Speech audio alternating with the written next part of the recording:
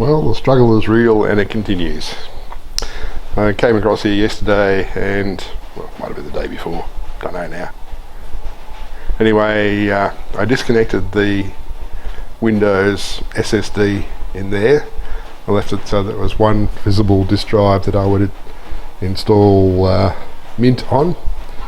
That was after generating a Mint boot DVD. Booted the Mint DVD and said yeah, install, and heard nothing further back from it. Okay, so over at the house I generated a Mint USB and came over, installed, well, booted off the USB, and it had a number of options. Well, the first one was just install Mint, the second one was install Mint in compatibility mode. Tried the first one, lots of activity, nothing happened. After a while, tried the second one. Oh look, it says it's installed, this is good. It reached a point where it says, okay, now remove your installation media and reboot. It came up with a lithium logo at one point and heard nothing more after that. So, I don't know. So that's one of my struggles. I'm going to have a continuing struggle with that by the look of it. And last night, as I was just about to go to bed, I was in a bit of a rush when I hit the hibernate button. I missed that and hit the restart button instead on the lounge room computer monster. And it at that point went into a reboot loop. Great. So I pulled the HDMI cable out so I could see what was happening, because it no longer shows me on the 75-inch screen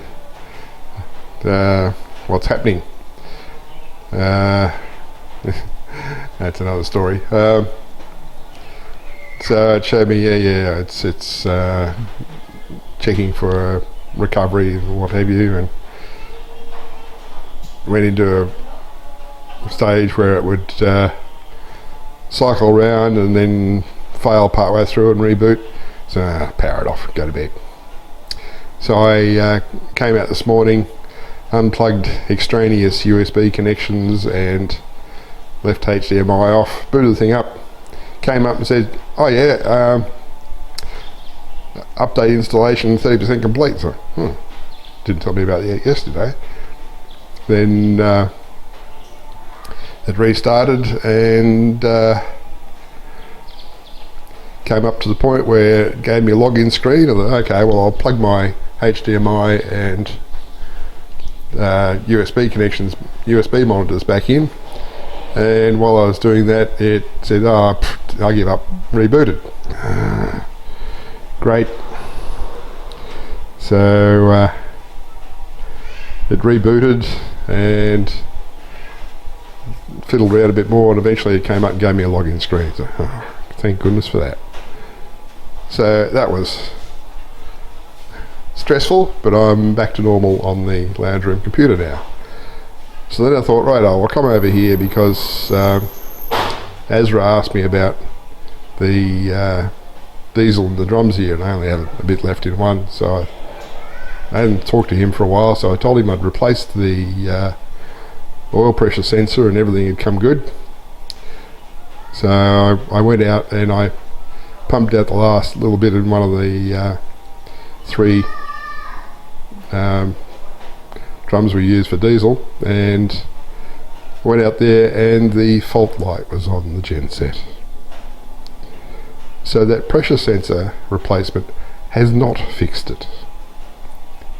What's happened is when I put the new sensor in, we had rock solid oil pressure at about 58 psi.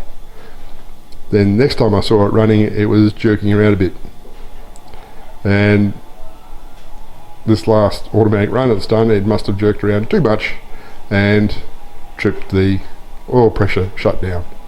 So that tells me I have a wiring problem. So I need to go and deal with that, I think. I'm thinking it must be a connectivity issue with those screw terminals, all the wires leading to them. So what I'm going to do is I'm going to unscrew those off there, and those are crimped connections on the end of those wires. What I'm going to do is cut those off and solder connections on, so that we don't have problems with corrosion of wires and what have you causing poor connectivity. We'll see what happens then. Well, I cut the ends off, crimped new connectors on, and soldered those on the wires as well. So I guess now I turn it on and see what happens. The normal pressure is still jumping around more than I think it should, but at least it's jumping around in an acceptable range at the moment.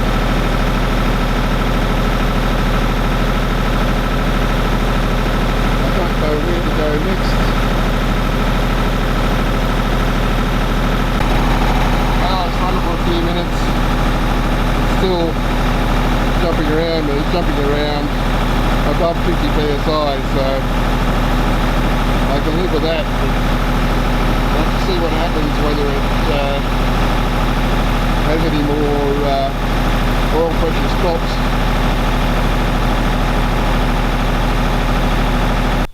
The other thing I wanted to have a look at while I was out and about was my cocoa trees, because Jabita was telling me that they've had pods, which of course the grandchildren have, but they got flowers, lots of little flowers, so we may get pods if they're not taken by grandchildren first.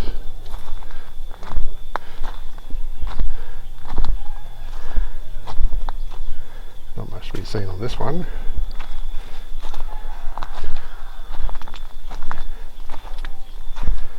On this one you can see there's a tiny little pod trying to grow. So we shall see. And just to add to my delight, the camera at the southeast corner of the house, the one that should be in the bottom left quadrant, has finally given up the ghost apparently. Turn it off and turn it on again, and it's lost its configuration. Doesn't know who it is, which means it's going to be hard to fix it.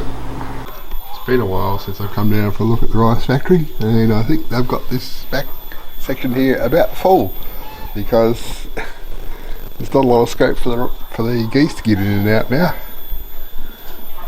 They've got to do something about this. But the rice factory's not running today. Nobody here, just the local residents, the geese and the neighbours' ducks. I brought down the diesel drums for Azra to get refilled sometime when he goes to Labuan, and the electric scooter that's been in our scooter cage for a long time, which is currently defunct. That originally came from Labuan, so I'm going to take that back to the dealer there and see if they can fix it or sell it. So with luck I won't see this again in this condition. But there's celebration in the air. I think it's the Indonesian National Day is coming up. I think that's the 17th from memory of this month, August. So lots of flags going up. Today, it's probably about 2 o'clock in the afternoon, and it's fairly moderate. It's only 31 degrees, 81% humidity, which means it feels like it's about 41, which is a mild day for here. And you may or may not hear it over the ducks and geese, but there's thunder in the distance. So we'll probably have another good thunderstorm. We had one the other night. I had a rather rapid walk back from the rice factory because I'm starting to feel spots of rain on my head, and that could easily turn into a torrential downpour, so better to be here if that happens. So yeah, a little courtyard has got lots of bunting up. Woohoo! The pan tilt zoom camera on the southeast corner of the house which overlooks the courtyard and down the street, is looking like it's past its use by date. So now what I'm thinking about is, should I get another IP camera, or should I take that IP camera there and buy another CCTV camera like that one up there? That one up that end is on a DVR that's over in the shed, which is a 4-channel DVR, so I could put another one of those on it and take that one down into the southeast corner. It's about $225 for one of those. I suppose sometime I should take the ladder over to from the shed to the southeast corner of the house and take that camera down and see if I can get it to remember who it is. Because when it powered up, it actually has voice prompts where it says that it's powered on, but it requires configuration. So it's lost its configuration. Whether I can give it back to it or not is another question. But I'd have to get it down to have a look at it to see that. Okay, so this camera up here is the one that's giving me trouble. If I turn it off, then turn it back on again, you see it starts to move a bit. System starting up. It's starting up, okay.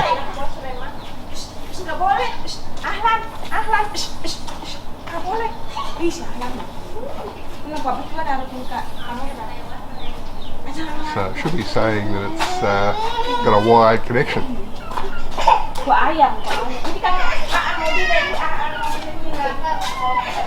But it's doing its full startup soft testing.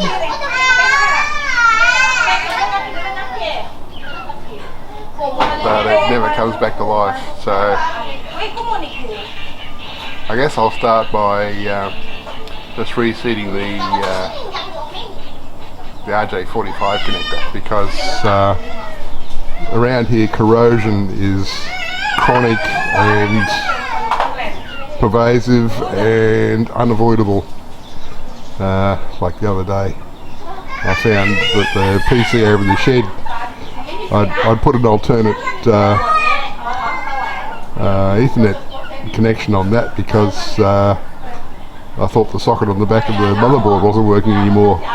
Wasn't that? I just changed the port that the lead was plugged into on my switch and all as well. Plugged something else into the same port that had come out of. Yeah, that was working fine too. So it just needed to be pulled out and reseated apparently. So I'll try that with this up here. That may be all required, because when I unplugged that RJ45 plug from that white connector up there and plugged it back in again, it said wired network connected. So I will go inside and test it now before I take the ladder back to the shed. So here's a real test. Can I make a connection? Yes.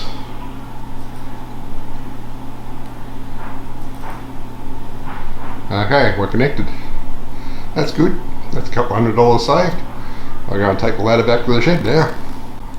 Something I spent a few hours yesterday doing was mapping out this thing, which is the battery pack and battery management system from the Hoover stick vac. My diagram up there, when we focus, the other way, come on, the autofocus is not, so I'm going to try and manually focus. Getting closer. Okay, right.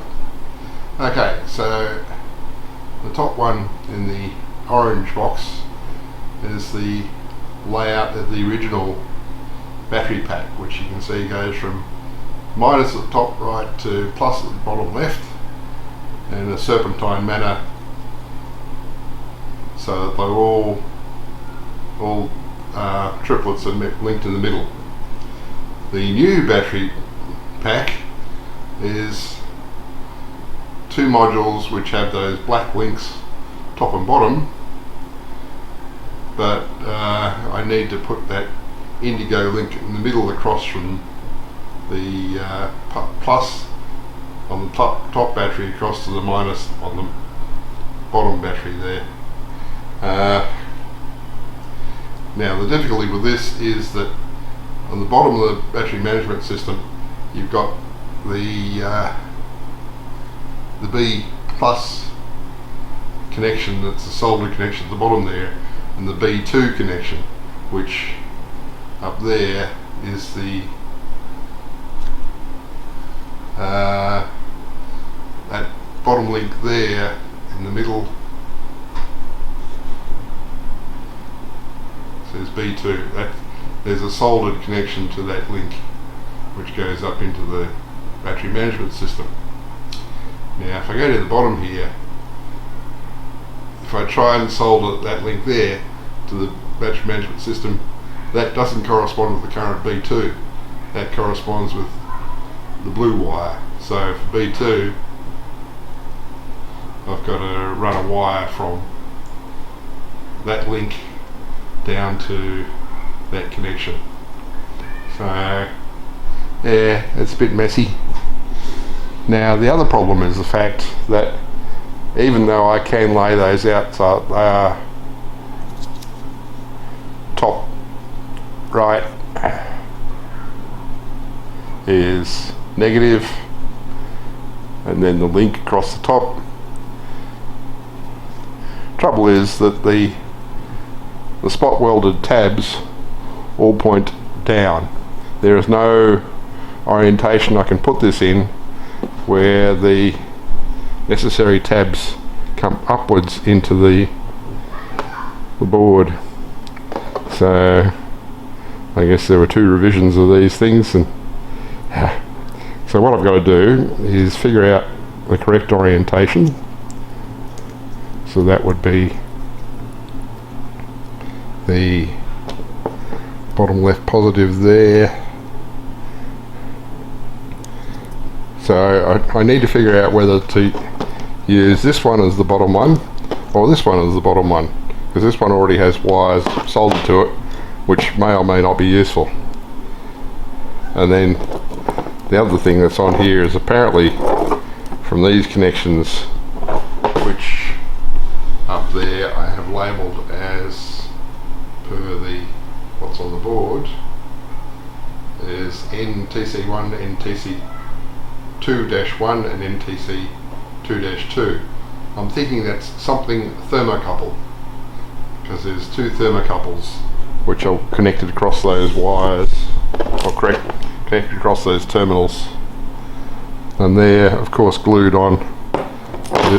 So I've got to be able to try and crack that loose without actually destroying the thermocouples. So I'm not out of the woods yet. This is looking like it's still going to be a pain. Well, Friday morning has snuck up on me, so I feel I should at least get a start on deconstructing the old battery pack, if nothing else. I managed to prise the thermocouples off the out of the glue, but yeah, I'll desolder a few of those connections. I've got my solder wick and my solder sucker and a variety of soldering irons. I've got I think this is a 30 watt it says. I got a 40 watt over here and there's a 120 watt over there. A plumbing soldering iron. I haven't used that one in probably 40 years. Well, it's all wired up. I managed to shoehorn it back into the case. Now let's see if I can get the cover on. Well, there it is, looking good as new. Now I'll plug that into the stick back and see whether it actually has any residual charge left in it. Probably won't, but then the next exercise will be finding the charger for it. I'm not seriously expecting this to work, given that the things... Yep, that's the right way.